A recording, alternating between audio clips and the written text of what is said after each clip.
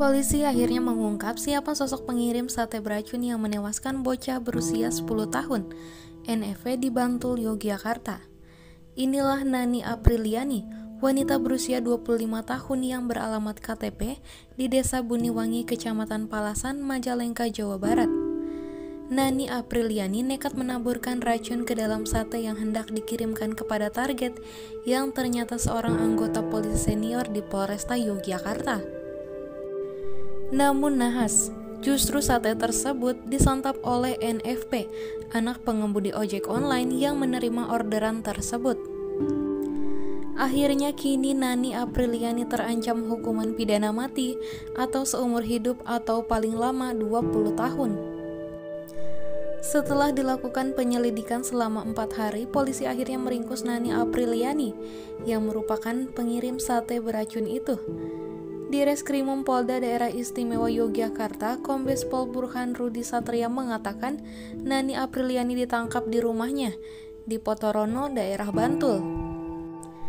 Kabarnya saat ditangkap, Nani Apriliani tidak melarikan diri. Sementara itu, identitas Nani Apriliani awalnya berhasil terungkap dari bungkus sate beracun tersebut. Menurut Burhan, bungkus sate tersebut sangat spesifik dan dapat menunjukkan tempat di mana sate tersebut dibeli. Selain dari bungkus, jaket tersangka juga menjadi kunci penangkapan tersangka. Sayangnya jaket berwarna krem tersebut telah dibuang di tempat sampah. Meski polisi tidak berhasil menemukan jaket yang dikenakan tersangka, petugas berhasil mengamankan sejumlah barang bukti. Barang bukti yang diamankan antara lain 2 unit motor, helm berwarna merah, sandal jepit, dan 6 tusuk sate.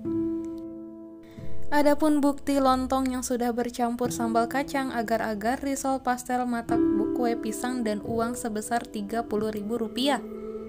Sementara untuk saat ini racun sianidanya belum ditemukan. Sementara itu, Burhan juga menjelaskan motif rencana pembunuhan yang dilakukan Nani Apriliani. Dalam pengakuan tersangka kepada polisi, Nani Apriliani mengaku sakit hati oleh Tommy, sosok yang seharusnya menerima paket sate beracun itu. Nani Apriliani mengaku sakit hati karena Tommy menikah dengan perempuan lain. Sempat beredar kabar target asli sate beracun itu adalah seorang polisi. Namun, Burhan tidak menjawab secara gamblang.